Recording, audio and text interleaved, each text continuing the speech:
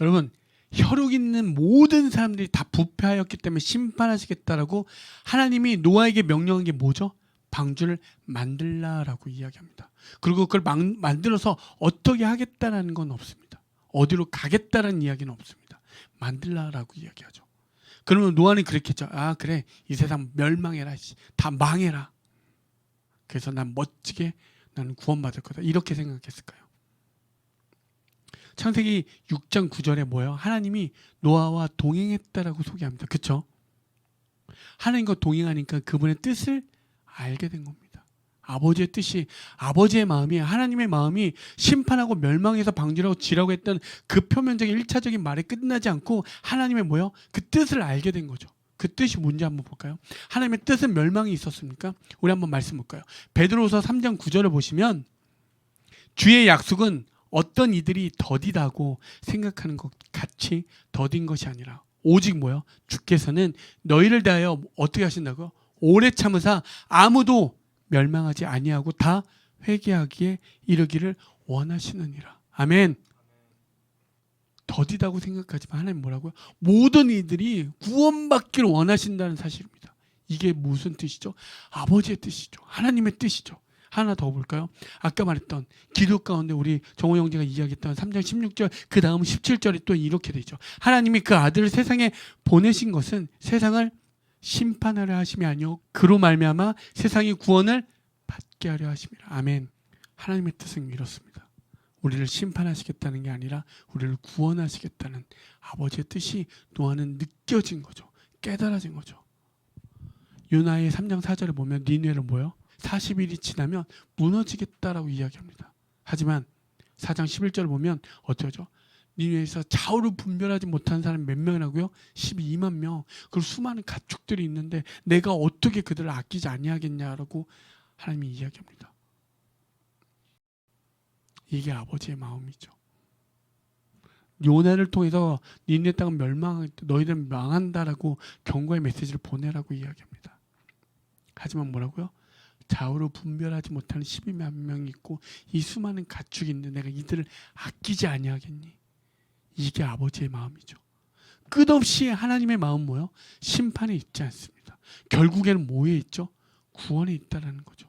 하나님의 변함없는 사랑에 있다라는 거죠. 노아는 그것이 깨달아진 삶을 살았습니다. 한번 볼까요? 베드로후서 1장 5절에 보시면 옛 세상을 용서하지 아니하시고 여기서 되게 중요한 말이 나옵니다. 오직 뭐요? 의를 전파하는 노아와 그 7 식구를 보존하시고 경건하지 아니하는 자들을 세상에 홍수를 내리셨으며 배만 만든 게 아니죠. 뭐요? 의를 전파했다라고 이야기합니다. 하나님의 뜻을 뭐요? 삶으로 전했다라는 겁니다. 여러분 몇 년이요? 무려 120년. 여러분 배를 짓기 위해서 그는 뭐요? 열심히 농사도 했을 것이고 자기의 삶을 최선을 다해서 살았을 것입니다.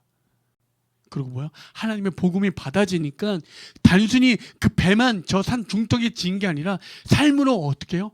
그 의를 전파했다라고 최고의 사역자라고 이야기하고 있는 거죠. 여러분 아마 120년 동안 사역한 사람이 누가 있습니까? 그게 바로 노아입니다. 그리고 뭐죠? 자기를 위한 삶이 아니죠. 하나님의 뜻이 깨달아지니까 어떻게 되죠? 그 뜻을 나타내기 위해서 최선의 삶을 살았고 그 뜻을 알았기 때문에 믿음으로 뭐야? 반응하는 삶을 살았습니다. 그래서 오늘날 방주를 짓는 우리들은 어떻게 살면 됩니까? 우리 베드로후서 3장 14절 한번 보실까요? 그러므로 사랑하는 자들아 너희가 이것을 바라보나니 주 앞에서 뭐라고요? 점도 없고 흠도 없이 평강 가운데서 나타나기를 힘쓰라. 아멘. 여러분 각자의 자리에서 그 평강 가운데 나타나는 삶을 살길 힘쓴 여러분들 되어지길 소망합니다. 세상은 멸망해라 나는 구원받는다 이런 식의 사고가 하나도 있지 않습니다.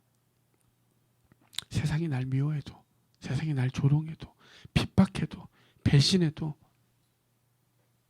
주님의 은혜 가운데서 어떻게 되죠? 우리는 그들을 어떻게 바라보게 되죠? 긍휼히 바라보게 되는 거죠. 그래서 우리가 간혹 돈이 있고 세상적 지위가 높더라도 그들에게 예수가 없으면 우리는 그들을 어떻게 바라보게 되죠? 긍휼히 바라보게 됩니다. 이게 참 믿음이죠. 여러분 믿음이라는 건 방주를 짓는다는 건 오직 그분의 뜻을 믿고 순종하면서 끝까지 가는 것입니다. 아멘. 그게 우리가 오늘날의 말로 이야기하면 십자가의 삶이고 자기 부인의 삶이죠. 그것이 깨달아질 때 바로 뭐죠? 그것이 영생입니다. 영원한 생명이죠. 영생이라는 건 무엇입니까? 신적인 삶이죠. 하나님과 같은 삶, 사랑하고 용서하는 삶인 거죠. 여러분, 결론을 맺고자 합니다. 여러분, 하나님과 동행해서 믿음으로 나아가길 소망합니다. 각자의 자리에서 방주는 짓는 저와 여러분, 우리가 되어지길 소망합니다. 또한 그것이 현재 어떠한 자리이든 간에 예배하길 소망합니다.